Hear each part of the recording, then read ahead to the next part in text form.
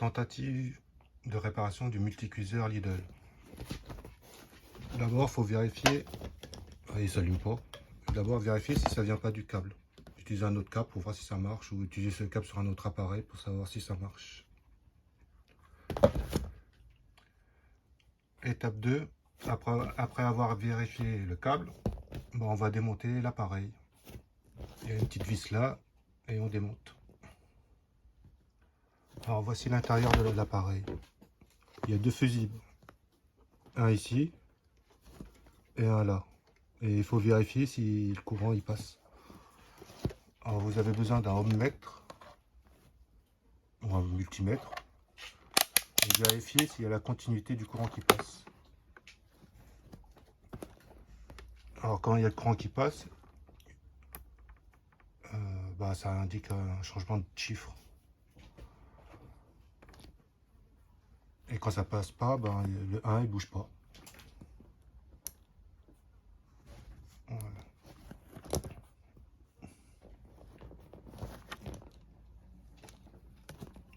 Voilà.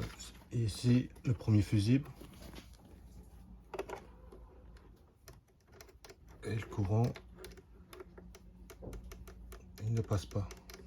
Donc le fusible il est mort. Il faut le changer.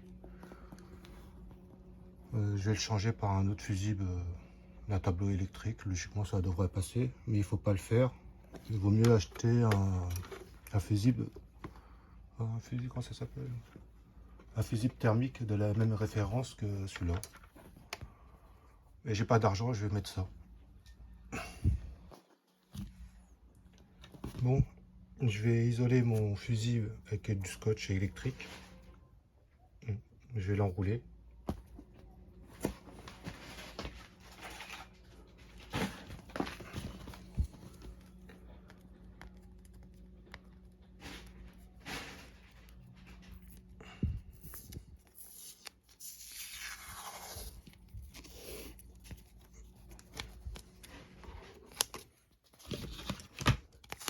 Et ensuite du scotch isolant.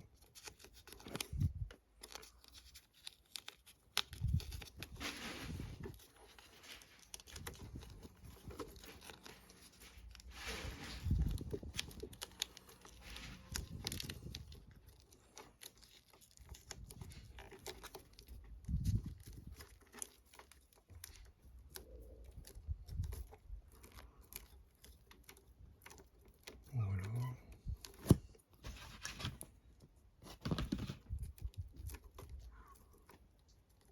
Ouais, ça devrait faire l'affaire. Ouais. Je vais le revisser là, avec son truc. Et après... Alors, test. Je vais le brancher, on va voir si ça s'allume. Ça va peut-être exploser, on verra.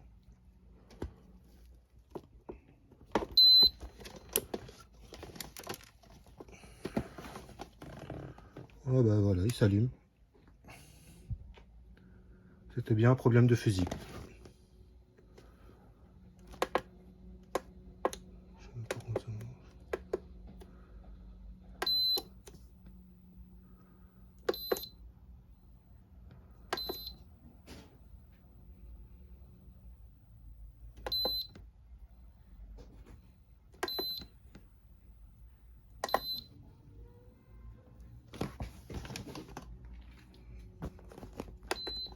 Voilà.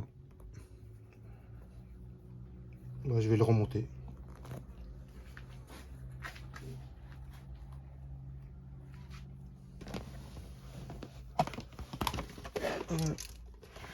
Le fusible du tableau électrique, ça fonctionne.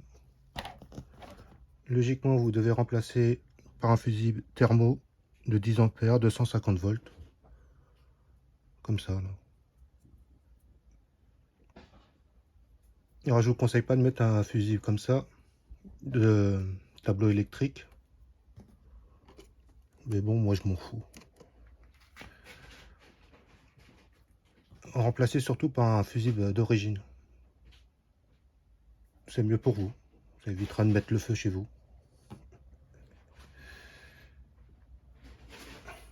Peut-être.